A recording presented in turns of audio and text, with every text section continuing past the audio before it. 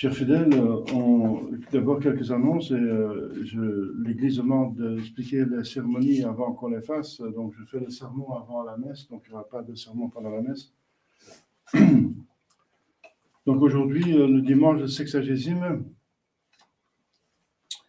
et on fait la solennité de la purification parce qu'il y avait très peu de personnes en semaine. Alors, pour vous donner l'occasion d'avoir cette cérémonie, on le fait un dimanche. Comme c'est permis par l'Église, ça s'appelle la solennité de la purification, de la cérémonie. Demain, Sainte Agathe, Vierge et Martyre. Mardi, Saint Tite, évêque et confesseur. Mémoire de Sainte Dorothée, Vierge et Martyre. Mercredi, Saint Romuald, abbé. Jeudi, Saint Jean de Matha, confesseur. Vendredi, Saint Cyril, évêque d'Alexandrie et docteur de l'Église, ça veut dire père de l'Église plutôt. Mémoire de Sainte Apolline, Vierge et Martyre. Samedi, Sainte Scolastique, Vierge. Et dimanche prochain, dimanche de la quinquagésime.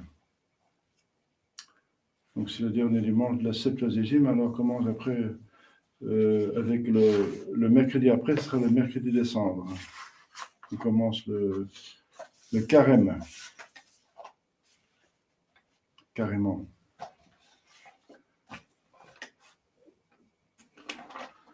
Au nom du Père et du Fils et du Saint-Esprit, ainsi soit-il. Mes chers fidèles, on va prier pour les absents qui sont malades. Et voilà, ceux qui ont le courage de venir, même s'ils ne sont pas très bien, ils ont leur mérite. La bénédiction des cierges, c'est une des bénédictions les plus importantes de l'Église, avec la bénédiction des palmes du dimanche des rameaux. Il y a la bénédiction des cendres, justement, le mercredi des cendres. Ce sont les bénédictions les plus grandes, n'est-ce pas? La bénédiction des saintes huiles par l'évêque le jeudi saint. C'est une des plus belles cérémonies de l'Église. Mais pour une paroisse, j'ai béni aussi hier 2 cierges en l'honneur de Saint Blaise. C'était la Sainte Blaise hier. Et après la messe, on peut donner la bénédiction avec les cierges de Saint Blaise. Et donc, c'est important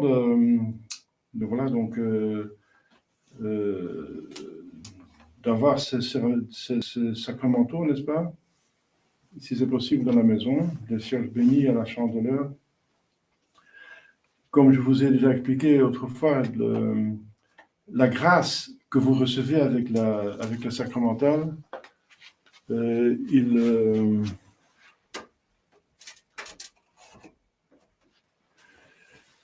se trouve dans le texte. Il se trouve dans le texte de la bénédiction.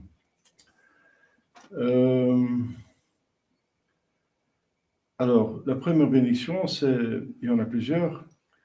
Père Saint, Dieu éternel et tout-puissant, qui avait tout créé de rien et qui avait permis que l'industrie des abeilles, donc il faut encore, aussi possible des cierges en cire, surtout pour la liturgie, pour l'usage des fidèles, il n'y a pas besoin de cierges en cire. Mais les cierges, à l'époque, il n'y avait que des cierges de cire. Mais maintenant, c'est du très cher à cause des problèmes avec les abeilles. Mais pour la liturgie, on fait un effort. C'est pour ça qu'on voit que les cierges ne sont pas blanches, n'est-ce pas? Parce que je n'ai pas trouvé des cierges en cire blanches. C'est très difficile. Le cire, normalement, il est plus foncé.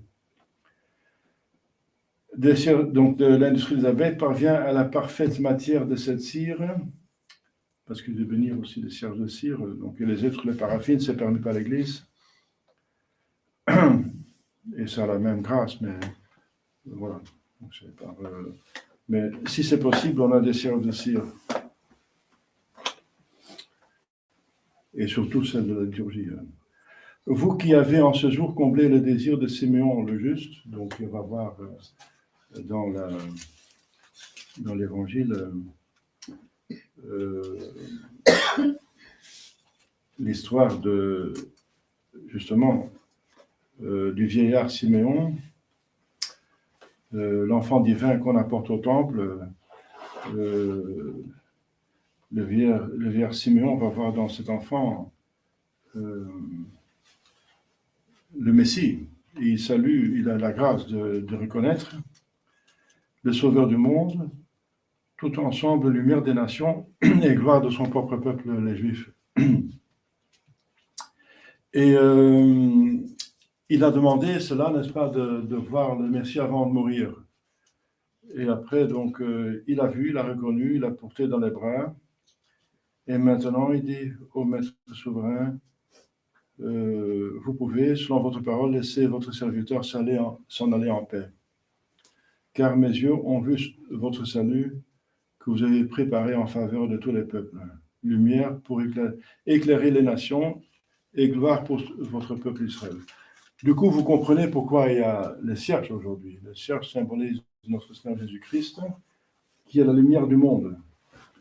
Le feu a toujours été le symbole de Dieu, surtout le soleil, qui est le feu par excellence. Donc, c'est l'astre de la journée. La journée, c'est où on vit. La nuit, on dort. C'est comme la mort, le sommeil. L'astre le plus grand, donc Dieu est le plus grand de tous les êtres, qui a une grande masse, et ça symbolise lui le Père, qui donne lumière. C'est justement ça, très important, la lumière, pour pouvoir vivre. Et ça symbolise le Fils, n'est-ce pas, qui a l'intelligence d'exprimer de Dieu. Et par la lumière, on voit, on comprend des choses. Et le soleil donne aussi le chaleur. Et c'est un symbole du Saint-Esprit, n'est-ce pas, qui donne la vie, qui fait germer les plantes, donc, et la vie, n'est-ce pas. Et quand le soleil part, tout semble mourir, s'endormir, et puis il revient le matin. Donc le soleil et la lumière, surtout, est le symbole de Dieu. Dont donc la lumière est le symbole de Dieu le Fils qui s'est incarné. Et le cierge symbolise surtout Dieu le Fils, mais le Fils n'est jamais sans le Père et le Saint-Esprit. Donc le cierge, même s'il est fait pour éclairer, à l'époque on n'avait pas d'électricité, on n'avait que les cierges pour illuminer les maisons et pour pouvoir faire vos affaires. Surtout, c'était un problème en hiver. Il n'y avait que 8 heures de lumière en hiver. Il y avait donc 16 heures de ténèbres. 16 heures de ténèbres. Il y avait seulement 8 heures de lumière. Donc, il fallait se débrouiller avec des cierges pour avoir la lumière. Mais en même temps, le cierge, bien sûr, il a une masse et puis il donne aussi une chaleur. Mais c'est pas le but du cierge, c'est surtout d'illuminer. C'est pour ça qu'on utilise les cierges pour symboliser notre Seigneur Jésus-Christ, qui est le Fils de Dieu incarné, et dans le symbolisme du soleil et de la lumière et du feu, la lumière symbolise la deuxième personne. Voilà, donc qui illumine, ça veut dire qui vient nous expliquer ce qu'on doit connaître et faire pour aller au ciel, ça, qui montre le chemin après la chute d'Adam et Ève, parce que pendant des milliers d'années, l'humanité est tombée dans un désastre, n'est-ce pas, dans le chaos, n'est-ce pas, du péché. On a vu tout ce que ce péché produit. Et on va de nouveau maintenant, et on a chassé notre Seigneur Jésus-Christ de la société et même de l'Église, pour une grande partie,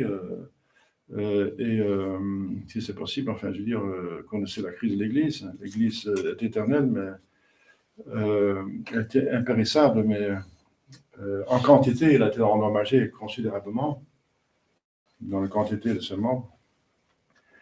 Et donc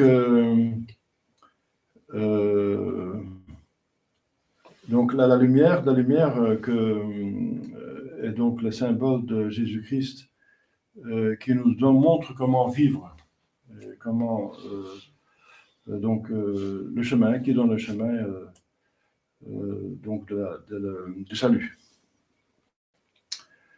Nous vous supplions humblement, par l'invocation de votre saint nom, par l'intercession de la bienvenue Vierge Marie, figurez-vous que c'est par la Sainte Vierge Marie qu'on reçoit Jésus, que Simeon, qui nous représente d'une certaine façon, il reçoit Jésus-Christ de la Sainte Vierge Marie. Et c'est une oblation parce qu'ils viennent dans le temple pour purifier la Sainte Vierge Marie, selon le rite dans l'Ancien Testament, et pour offrir le premier-né, fils mâle, à Dieu. C'est une cérémonie obligatoire et, comme vous comprenez, ce n'est pas nécessaire pour Marie ni pour Jésus. Marie ne doit être pas purifiée parce qu'elle est immaculée dans sa conception, elle n'a pas de péché originel, elle ne s'est pas souillée non plus donc, par l'enfantement et la conception de l'enfant, parce que pourquoi la femme devait être purifiée après avoir enfanté? C'est parce que, bien sûr, c'est bien d'avoir un enfant, mais avec la conception de l'enfant est transmis le péché. Le péché est transmis par le corps. Et le corps, justement, il est engendré dans la femme, dans un couple, donc dans le mariage. Donc la femme s'est souillée d'une certaine façon par le péché originel qu'elle a transmis avec l'homme, n'est-ce pas? Mais la conception se déroule surtout à la femme, n'est-ce pas? Dans le sein de la femme. C'est pour ça que le mariage s'appelle matrimoine, de mater, de la mère, figurez-vous. Parce que la femme a le rôle le plus important dans le mariage, considérant la procréation des enfants.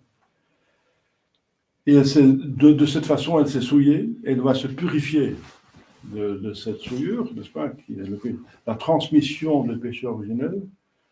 Et sa Sainte Vierge n'avait pas besoin de ça, parce que justement, elle a conçu sans homme, n'est-ce pas, elle n'a pas eu le commerce, n'est-ce pas, nécessaire pour la procréation. C'est par une intervention divine, par un miracle, que Jésus s'est créé en elle. Donc, elle n'avait pas besoin d'aucune façon de purification. Mais elle se soumet par obéissance pour vous montrer qu'il faut obéir pour ne pas scandaliser, par exemple, les prêtres du temple. Elle peut dire, oui, mais vous comprenez, moi je suis la mère de Dieu et mon fils, il vient du Saint-Esprit. Il n'aurait pas cru, donc ce n'était pas possible. Donc elle était obligée de se soumettre à la loi pour ne pas scandaliser les personnes, quoique c'était de la vérité. Mais elle s'est soumise, et elle a fait un sacrifice de son honneur, parce qu'il semblait que sa virginité était donc finie, mais elle a gardé sa virginité encore. Donc le texte dit tout enfant qui ouvre le sein de la mère, donc elle perd sa virginité. Eh bien non, enfin déjà par le commerce, mais d'abord il n'a pas eu de commerce avec un homme, et deuxièmement l'enfant n'a pas ouvert son sein, parce qu'il est sorti en respectant sa virginité, même physique, pour garder l'honneur de vierge et de mère en même temps. Donc parce que Jésus pouvait le faire, parce qu'il avait un corps glorieux. Et le corps glorieux, déjà, dès le début, il avait un corps glorieux, mais il cachait sa gloire, comme vous savez. Il a montré à la transfiguration comme il était. Il avait dès le début un corps glorieux, comme après la résurrection, après la résurrection, si on va au ciel. Mais il a caché, il a un corps glorieux parce qu'il voyait Dieu. On ne peut pas voir Dieu dans un corps comme le nôtre. Il faut un corps glorieux pour pouvoir voir Dieu, et Jésus voyait Dieu puisqu'il est Dieu. Il est en même temps Dieu et homme, donc il voyait Dieu en tant qu'homme, la vision béatifique.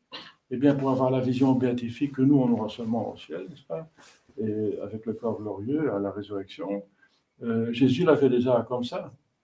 Donc, avec un corps glorieux, il peut passer à travers la matière. C'est pour ça que après la résurrection, n'est-ce pas, il se trouvait tout d'un coup dans le cénacle et les portes et les fenêtres étaient fermées, donc il traverse les murs. De cette façon, il est né, la Sainte Vierge Marie. Il a traversé le corps de la Sainte Vierge Marie, donc il a respecté sa virginité.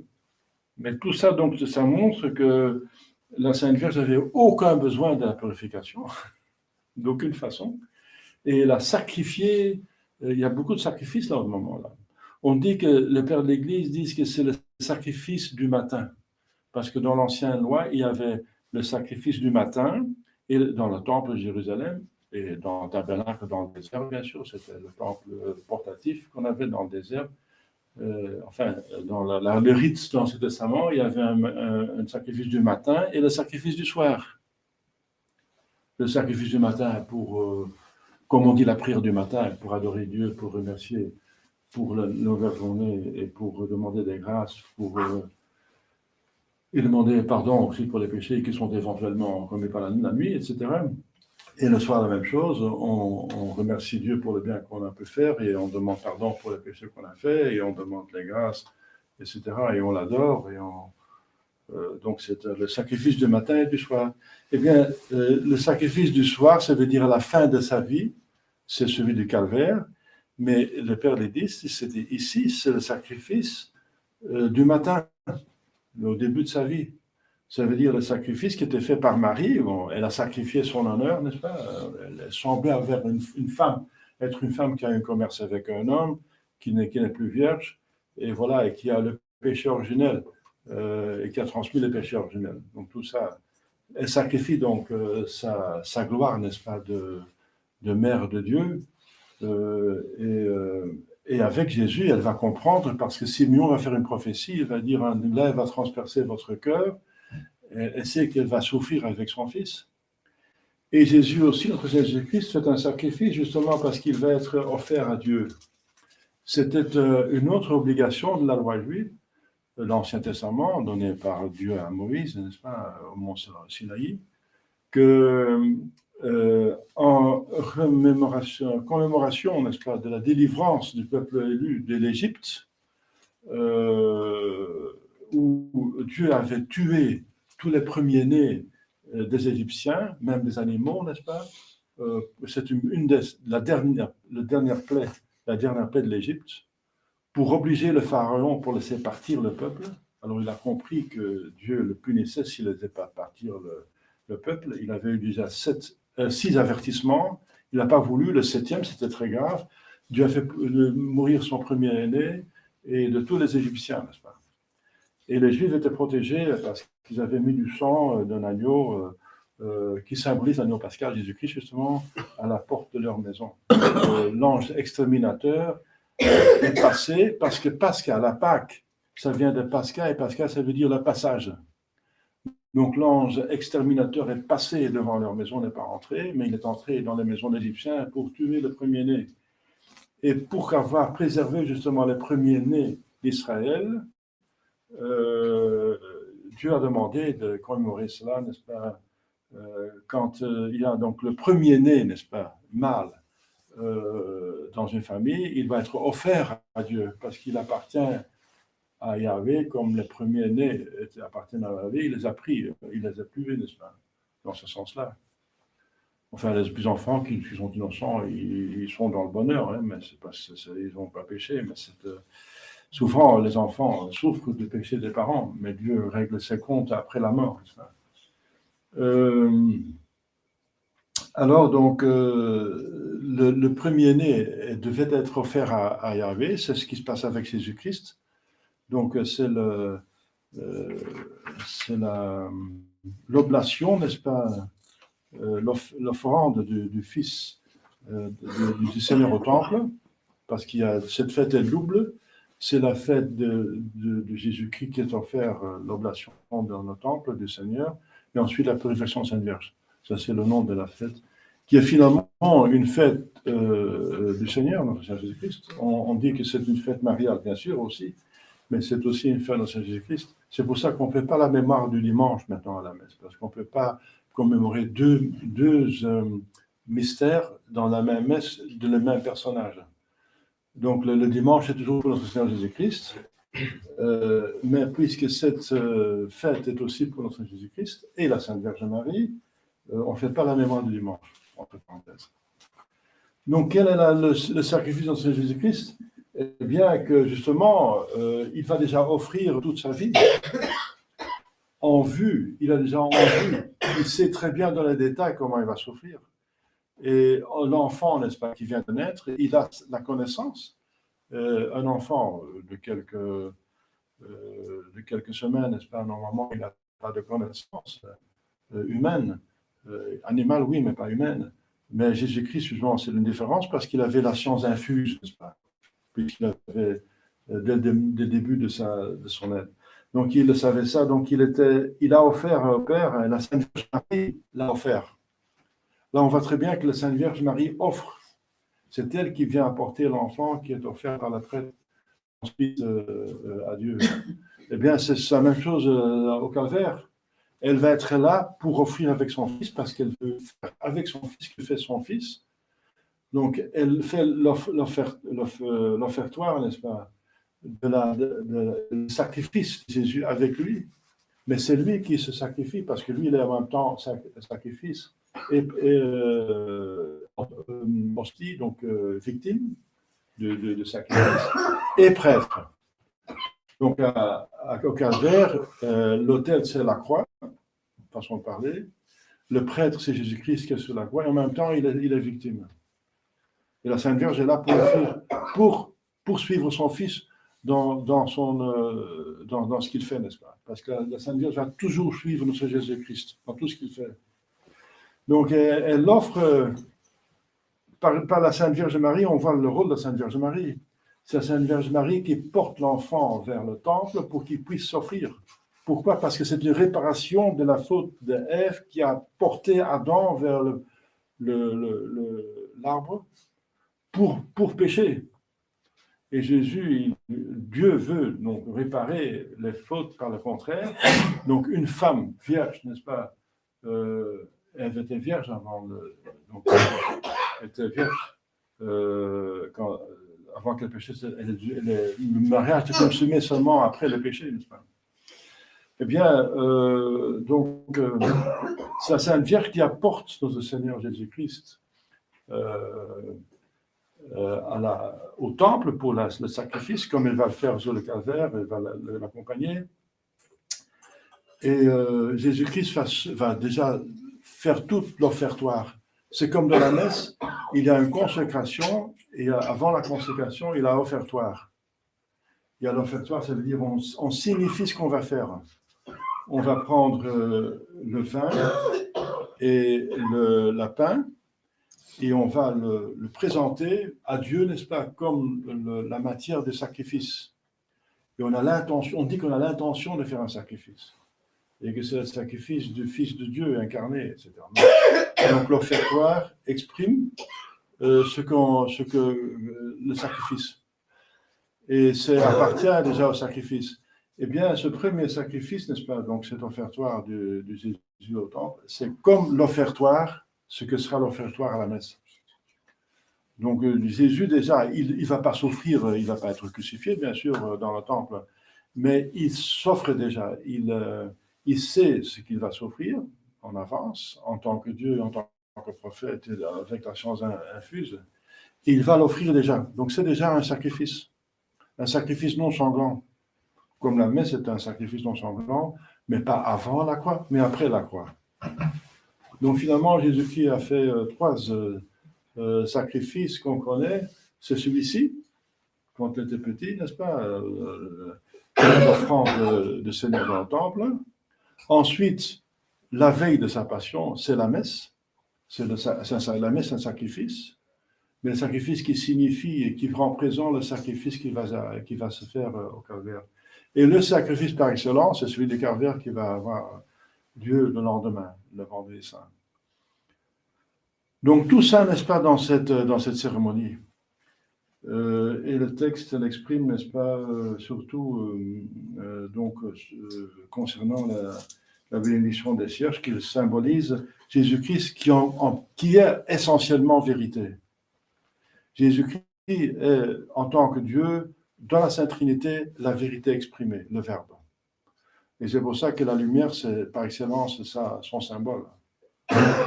Et nous, quand on reçoit le cierge, c'est qu'on reçoit Jésus-Christ par notre baptême et par l'acceptation de la foi, et qu'on a le devoir de le porter pour nous-mêmes, mais c'est pour ça qu'on reçoit un cierge au baptême, et qu'il faut le distribuer, qu'il faut le porter dans le monde. C'est pour ça qu'on fait la procession. Donc il faut en même temps développer Jésus en soi, et il faut essayer de le développer aussi à l'extérieur. Voilà, chercher d'aide. C'est un petit peu ce qui se passe la vente, donc, dans cette messe aujourd'hui. Donc, c'est quand même important. C'est une cérémonie importante et profonde. Donc, il y a des sacrifices. La Sainte Vierge sacrifie son honneur. Jésus offre déjà en avance, il fait l'offertoire de son sacrifice du calvaire, mais il est offert à Dieu, mais il sait très bien ce qu'il offre à Dieu. Il est vraiment offert à Dieu. Mais la cérémonie imposée par la loi juive, c'était qu'offrir l'enfant à Dieu et puis le payer pour le racheter. Donc on donnait une c'est 5 cycles. C'est une pièce d'argent. On donnait une somme pour racheter l'enfant. Mais Jésus, n'est-ce pas, encore, n'est-ce pas, lui, il va être la vraie victime, qui ne va pas être rachetée, parce que justement, il est venu pour être sacrifice et être à Dieu. Il est à Dieu, puisqu'il est Dieu lui-même, il est même en même temps, et en tant qu'homme, il est totalement pour Dieu, parce que son divinité, ça va être l'instrument de sa divinité. Et c'est pour ça qu'il est prêtre, il est intercesseur entre l'homme et Dieu. Ma chère fidèle, donc Jésus-Christ sacrifie déjà le sacrifice de calvaire, et Simeon aussi va sacrifier. Il va dire, maintenant que je vois le Messie, laissez-moi partir, n'est-ce pas, laissez-moi mourir. Donc il fait l'offre de sa vie. Il a vu le Seigneur et ça lui suffit, et maintenant il est prêt à mourir. Donc il offre sa vie. Donc il y a cet esprit de sacrifice, le sacrifice qui est nécessaire pour réparer le péché. La cérémonie concrètement se déroule comme chaque année. C'est d'abord on bénit les cierges. Ensuite, le prêtre le distribue ici au banc de communion. Les rubriques demandent que d'abord les hommes se présentent, ensuite les femmes. Et ensuite, on va en procession dans la cour, ici, intérieure, et on revient, et je vais faire encore quelques prières, et ensuite c'est la messe. Mais il y aura la messe, il n'y aura pas des prières en bas de l'autel. Il n'y a pas d'aspersion non plus, ce qui se passe pendant dimanche. L'aspersion est sautée, et aussi les prières en bas de l'autel, à cause de la cérémonie de la bénédiction. Au nom du Père et du Fils et du Saint-Esprit, ainsi soit-il.